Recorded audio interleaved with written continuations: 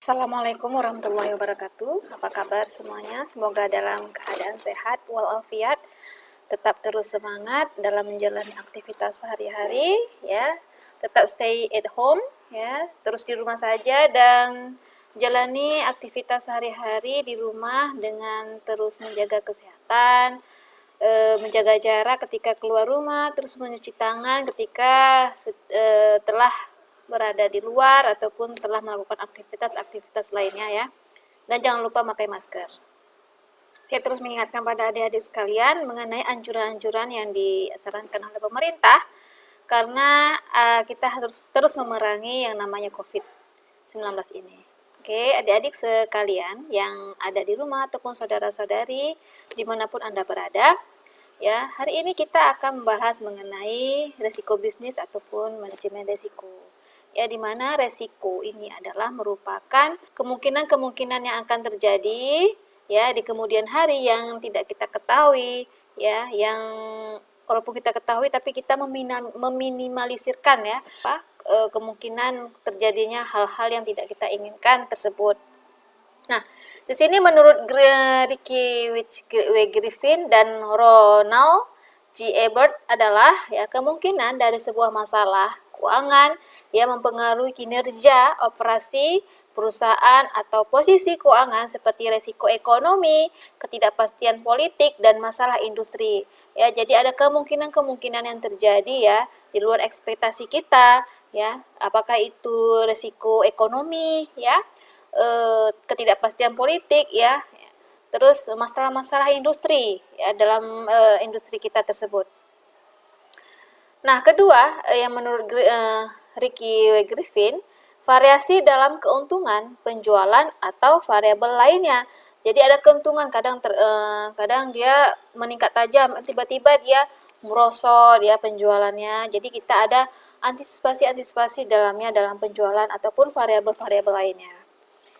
Nah, di sini manajemen resiko ya itu adalah bidang ilmu yang membahas tentang bagaimana sih ya suatu organisasi menerapkan ukuran dalam memetakan berbagai pendekatan manajemen secara komprehensif dan sistematis. Ya, jadi dia bagaimana ya menerapkan ukuran yang cocok ya, yang cocok dalam bisnis tersebut itu seperti apa. Sehingga dia disusun berdasarkan apa-apa saja pemetaannya sehingga manajemen itu dia tahu apa-apa saja yang harus dilaksanakan dan apa-apa saja yang diminimalisir sehingga tingkat resikonya itu lebih kecil ya. Nah, tujuannya kita mempelajari manajemen resiko ini apa ya, sehingga kita tahu ya kemungkinan yang muncul apa yang akan terjadi sehingga kita tahu dan meminimalisir hal-hal yang di luar ekspektasi kita. Kedua adalah terpenting dapat diterima oleh masyarakat ya. Yang ketiga, di sisi lain pelaksanaan manajemen risiko ini melibatkan segala cara yang tersedia bagi manusia maupun organisasi. Nah, manajemen risiko ini terjadi ya karena kita tidak tahu, tidak pasti ya. Kita masih meraba ataupun kita sudah tahu tapi kita kurang pemahaman mengenai informasi-informasi yang kita dapatkan di dalamnya. Terus waktu yang kita peroleh, jangka waktunya itu lama. Jadi dalam jangka waktu tersebut terjadi hal-hal yang tidak kita inginkan. Ya, misalnya seperti COVID-19 ini, kita telah merencanakan segala sesuatu, tapi dalam perjalanan yang terjadi hal-hal yang tidak kita inginkan sehingga resiko-resiko dalam bisnis kita itu menjadi terancam di dalamnya. Bagaimana kita meminimalisirkan hal tersebut? Ya, kita juga harus memberikan ya sebagian sebagian usaha kita itu dalam bentuk keamanan ya, seperti kita mengasuransikan, menyediakan stok dana ya dalam perusahaan kita ataupun lain-lainnya. Nah, nanti akan kita bahas selanjutnya ya. Macam-macam resiko itu dia terdiri dari dua sebenarnya ya. Itu ada misalnya seperti resiko murni dan resiko spekulatif. Resiko murni itu seperti yang terjadi apabila dia menimbulkan kerugian tanpa disengaja ya. Tanpa sengaja itu seperti apa? Misalnya kebakaran, ya, banjir, gempa bumi, ya, bencana-bencana alam yang lainnya. Jadi tanpa disengaja. Jadi itu dari alam ya, misalnya seperti itu. Nah, resiko-resiko spekulatif itu adalah resiko di mana itu disengaja ya ditimbulkan oleh yang bersangkutan agar terjadi ketidakpastian ya, memberikan keuntungan kepadanya, misalnya resiko hutang piutang ya, perjudian, nah, seperti itu. Jadi ada suatu kesengajaan dalamnya supaya dia menjadi untung itu. Jadi itu merupakan spekulatif yang tidak kita ketahui. Oke. Nah, selanjutnya, nah misalnya seperti ya tahap-tahap dalam melaksanakan manajemen risiko itu, pertama kita bagaimana kita identifikasikan masalah tersebut ya. Kita harus tahu dulu ya masalahnya seperti apa ya.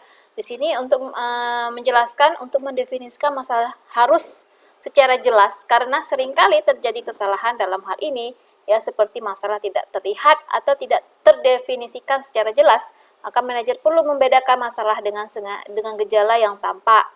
Ya, jadi kita harus tahu dulu ini masalah seperti apa. Apakah ini masalahnya itu di dalam atau di luar? Misalkan masalah itu kan menurut sumber penyebab masalah itu kan ya ada dua biasanya ya. Dia penyebabnya itu dari intern ataupun dari ekstern ya. Dari intern itu ya itu dari dalam perusahaan. Misalnya seperti apa? Apakah itu dalam kecelakaan kerja ya, ataupun miskomunikasi dengan sesama karyawan ataupun sesama anggota lainnya ya dalam organisasi tersebut.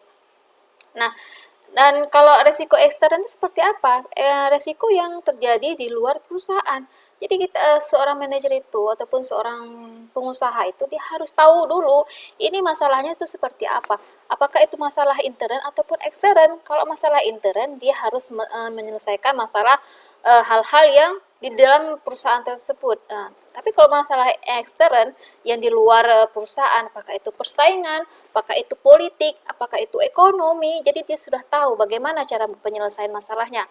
Ya, jadi gejala itu seperti apa? Apakah itu jelas ataupun tidak jelas ya? Apakah tidak jelas itu miskomunikasi dengan karyawan? Oh, berarti ini sesuai dengan kita selesaikan masalah ini di bagian personalia ataupun bagian berhubungan dengan karyawan. Jadi tahu ya masalah-masalah itu seperti apa. Jadi seperti masalah yang tampak itu masalah kecelakaan kerja ya, kok masalah internnya, kok masalah eksternnya itu seperti apa persaingan seperti itu.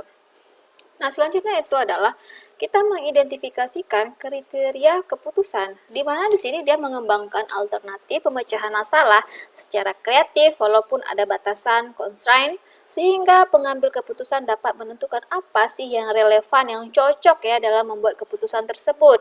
Ya, jadi seperti itu. Jadi kita buat suatu alternatif di dalamnya dalam pemecahan masalah tersebut, sehingga kita cocoknya masalah ini seperti apa? Apakah masalah ini bisa kita selesaikan secara intern atau kita selesaikan secara ekstern seperti itu. Dalam membuat alternatif kriteria keputusan dalam manajemen risiko ini ya, seorang manajemen ya jadi kita harus tahu ya bagaimana sih alternatif yang cocok untuk masalah ataupun untuk resiko tersebut ya. Nah, yang ketiga kita harus menimbang kriteria yang telah diidentifikasikan sebelumnya ya. Misalnya kita evaluasi dan memilih alternatif terbaik melalui serangkaian kriteria, misalnya dengan menggunakan sistem skor, bobot nilai di dalamnya untuk kita melihat mana yang terbaik ya dari bobot-bobot tersebut ya. Kita gunakan sistem skor ya, di mana sistem skor itu kita buat dari 1 sampai 5 ya, apakah itu baik ya, sangat baik, buruk dan sangat buruk, ataupun kita buat dalam 5 tipe ya, seperti kalau poin 1 adalah sangat baik, kedua rendah, ketiga sedang, keempat tinggi, dan kelima itu sangat tinggi. Jadi kita buat bobotnya mengenai masalah-masalah tersebut, resiko-resiko tersebut. Nah, bila di bobot tersebut ya, di bobot skor yang kita buat tadi banyak yang mengancam perusahaan kita ya, ataupun banyak yang merugikan perusahaan kita, dampak-dampak yang terjadi untuk usaha kita, maka kita sudah bisa meminimalisir ya dari pengukuran skor bobot tersebut. Nah, selanjutnya kita akan membuat berbagai alternatif di dalamnya. Ya, misalnya setelah melalui berbagai pertimbangan tadi, maka diambillah suatu keputusan. Misalnya alternatif yang diambil adalah alternatif dengan skor ya paling tinggi untuk setiap kriteria merupakan alternatif terbaik ya yang sudah saya sebutkan tadi. Misalnya dia memiliki bobot yang baik 6 ataupun 1 ya. Kita harus buat bobotnya, apakah itu sangat baik, apakah dia tinggi, apakah dia sangat rendah ataupun rendah ya. Jadi mana bobot yang terbaik yang bisa kita ambil ya, tingkat kemungkinan yang akan terjadi ya, sehingga dampak-dampaknya untuk usaha kita itu dapat kita minimalisir ya untuk kedepannya. Ya.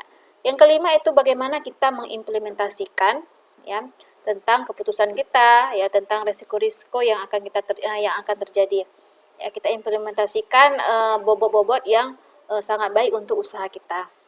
Yang selanjutnya itu kita evaluasi ya kita evaluasi bagaimana kita melaksanakan ya apakah sesuai dengan yang sudah kita rencanakan yang sudah kita bobot skor tadi seperti itu ya. Nah, di sini follow up dan evaluasi di sini adalah dilakukan untuk memastikan pelaksanaan keputusan yang telah kita buat mengenai sasaran atau tujuan yang dituju. Ya. Nah, selanjutnya bagaimana sih kita mengelola resiko itu?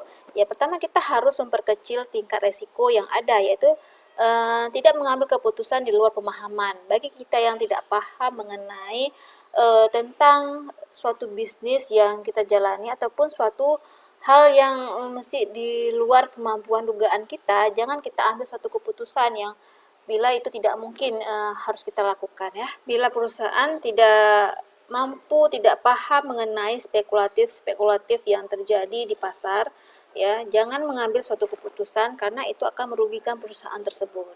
Ya, kedua kita bagaimana mengalihkan resiko dengan cara ya mengasuransikan bisnis kita. Ya, bagaimana kita mengalihkan hal-hal yang di luar kemampuan kita ya. Kita bisa mengasuransikan sebagian usaha kita ya agar bila terjadi hal-hal yang tidak kita inginkan ya, seperti kebakaran ya, banjir ya yang sifatnya force major ya di bencana-bencana alam lainnya dapat kita asuransikan. Jadi kita tidak rugi ya secara total seperti itu. Karena hal tersebut ya sebenarnya untuk melindungi kita yang asuransi walaupun kita tidak tahu kapan itu waktunya terjadi ya. Nah, yang ketiga itu bagaimana sih kita mengontrol resiko yaitu dengan menjaga keamanan yang tempat-tempat vital, misalnya memasang alarm, pengamanan pada mobil atau satpam. Kita membuat atau ada yang satpam ya. Misalnya kita ada usaha rental mobil misalnya seperti itu. Jadi kita ada alat-alat yang pendeteksi ya di mana letak mobil kita sekarang berada ataupun bila kita ada usaha-usaha lainnya tapi kita ada ya sistem pengamanan ya di dalamnya sehingga kita tidak rugi apakah itu nanti terjadi pencurian ataupun terjadi hal-hal yang tidak kita inginkan ya. Jadi seperti itu ada pengontrolan resiko di dalamnya. Yang ketiga itu bagaimana sih tentang pendanaan resiko ya di mana di sini adalah adanya sejumlah dana simpanan cadangan untuk mengantisipasi perubahan nilai tukar dolar terhadap mata uang domestik ya biasanya. Jadi di sini ya keputusan pendanaan resiko di sini dia menyangkut bagaimana sih kita menyediakan sejumlah dana ya atau cadangan guna untuk mengantisipasi ya timbulnya resiko di kemudian hari ya kita tidak tahu ya terjadi spekulatif mengenai mata uang ya nilai mata uang Indonesia terhadap dolar ya kadang mata uang ya kita tuh anjlok ya sehingga kita ada simpanan cadangan dolar jadi kita tidak terus anjlok ada simpanan cadangan uang dolar tersebut sehingga ekonomi kita tetap stabil di dalamnya. Oke, ya sampai di sini dulu lah ya pertemuan kita mengenai resiko dan bagaimana sih kita mengelola resiko-resiko tersebut ya. Sebenarnya sih kita jangan menghindari ya resiko ataupun probabilitas, kemungkinan yang terjadi di masa ke depan, karena semua itu akan kita hadapi. Resiko-resiko itu memang harus kita jalani, karena kalau kita tidak menjalani resiko-resiko bisnis ya, kita tidak tahu ya kegagalan di mana ya. Kita tidak bisa melihat apakah kita itu sudah sukses ataupun kita ingin menjadi sukses. Itu memang harus melewati tingkat resiko di dalamnya. Tidak langsung kita pada tahap dimana kita harus pada yang langsung sukses ya. Jadi biasa itu resiko masalah dalam usaha kita, itu biasa dalam bisnis ya. Tergantung bagaimana kita meminimalisirkan masalah-masalah tersebut. Kita kontrol ya, kita jaga, kita tahu dulu masalah seperti apa, kita manage ya, kita atur, kita buat suatu rencana sehingga kita memperkecil tingkat resiko yang ada. Ya, jadi seperti itu yang saya ketahui ya. Kita dapat diskusi di lain waktu mengenai pertanyaan-pertanyaan yang adik-adik sampaikan di kolom komentar di bawah ini ya. Di lain waktu saya akan menjawab sesi pertanyaan adik-adik semuanya ya. Terima kasih yang sudah mengikuti video saya dari awal hingga sampai saat ini ya. Terima kasih atas partisipasinya dalam pengiriman review ya adik-adik ya. Tetap terus semangat belajar, jangan malas-malas ya. Kita masih pada pandemi dan hari ini tidak tahu sampai kapan. Yang mudah-mudahan di tahun depan kita dapat bertatap muka dan beraktivitas seperti biasanya. Jaga terus kesehatan ya. Jangan lupa like, comment, dan subscribe ya. Terima kasih dan sampai ketemu lagi di video saya selanjutnya ya. Saya ucapkan billahi taufiq wal hidayah. Assalamualaikum warahmatullahi wabarakatuh. Sampai ketemu lagi minggu depan.